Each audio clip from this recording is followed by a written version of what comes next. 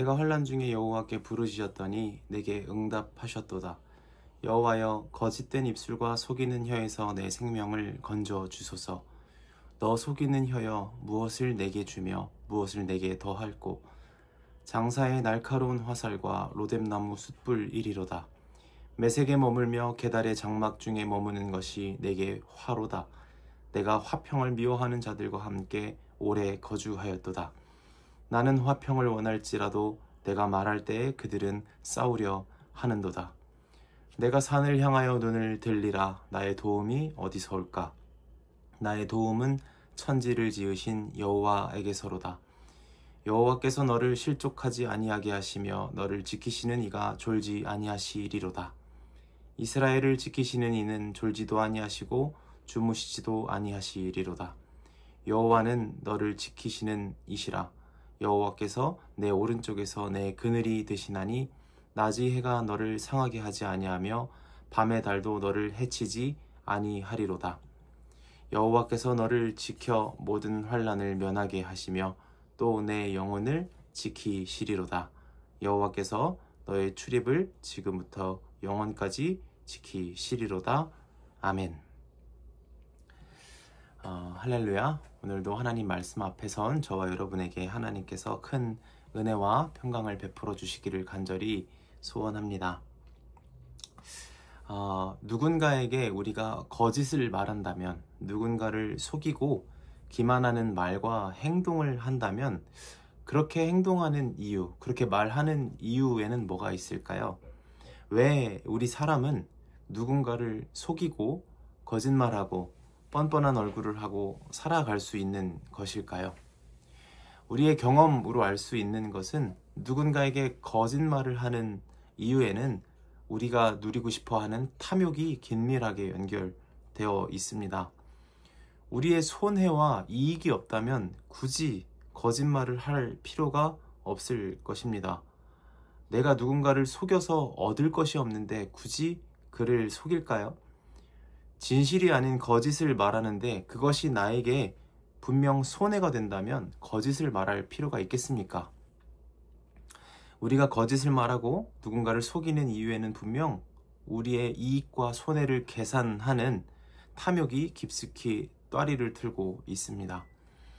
그리고 사람들이 자신의 탐욕을 채우기 위해 움직이기 시작할 때 일어나는 것이 오늘 시편 120편 6절에서 7절에서 말하는 다툼입니다.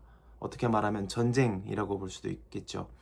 자신의 것 또는 자신과 관계된 공동체의 유익을 위해서 또는 손해를 보지 않기 위해서 벌이는 것이 전쟁이고 그 밑바탕에는 거짓과 속임이라는 수단이 반드시 따르게 되어 있습니다. 쉽게 말하면 거짓과 속임과 탐욕과 전쟁은 하나의 어떤 띠를 형성하고 있다고 보면 되겠습니다.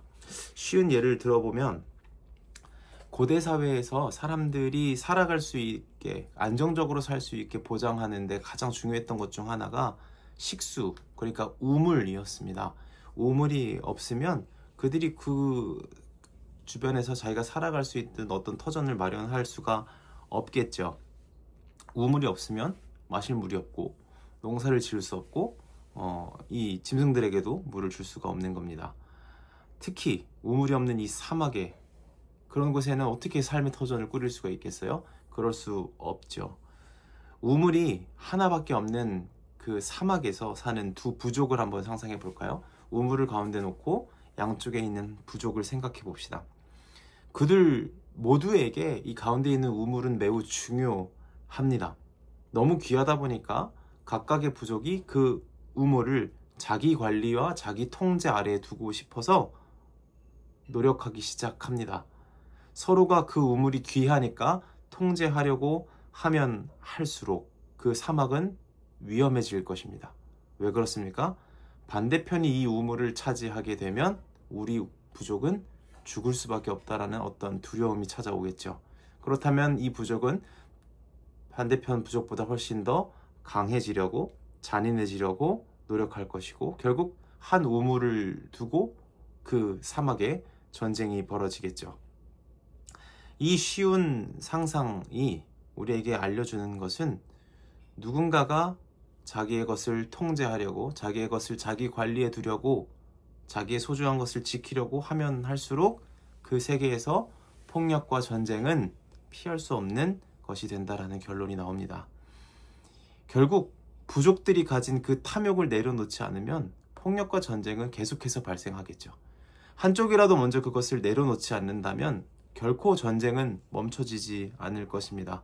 내가 잃어버릴까봐, 우리가 손해를 볼까봐, 우리가 이익을 얻지 못할까봐 상대 부족을 속이고 거짓말하고 힘을 행사하기 시작하면 결국 그렇게 한 시도는 우리 부족을 안전하게 해주는 것이 아니라 우리가 사는 모든 세계를 위험하게 만든다라는 것을 우리가 기억해야 합니다. 우리가 우리의 탐욕을 위해서 움직이고 우리의 탐욕을 위해서 이익과 손해를 받지 않으려는 그 욕심에 의해서 움직이고 말하고 행동하는 순간부터 그 잠깐에는 내가 누리는 것이 많아 보이지만 결과적으로는 우리 모두의 갈등과 전쟁이 계속해서 증가한다는 것을 우리가 기억해야 합니다. 나의 안전, 우리의 안전만을 생각하고 남과 이웃에 대해 속임과 거짓과 폭력으로 대하는 삶은 한마디로 소탐 대실이겠죠. 작은 것을 탐하다가 큰 것을 잃어버리는 길로 나아갈 수밖에 없게 됩니다. 120편 7절에서 시인은 이런 말을 합니다.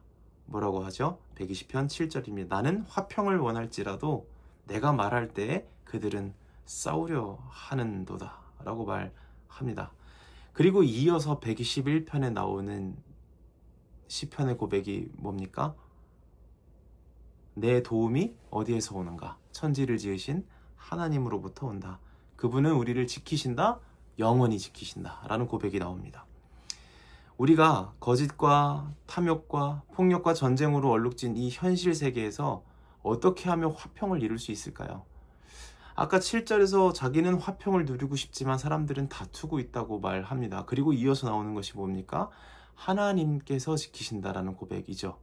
다시 말하면 우리가 이 현실에서 계속해서 싸우고 경쟁하고 누군가를 짓눌러야만 살아남을 수 있다고 믿게 만드는 이 세계에서 우리가 어떻게 화평을 누리고 평화를 이룩할 수 있을까요? 그것은 우리 인생이 결국 하나님의 손 안에 있음을 기억하는 것에서부터 시작한다는 겁니다. 너무 뻔한 얘기처럼 들리지만 정말로 우리의 현실이 우리의 손으로 우리의 어떤 생각으로 지켜내는 것에서부터 시작하는 것이 아니라 하나님의 지키심과 하나님의 인도하심과 공급하심에서부터 시작한다라는 이 믿음에서부터, 이 신뢰에서부터 시작해야 합니다.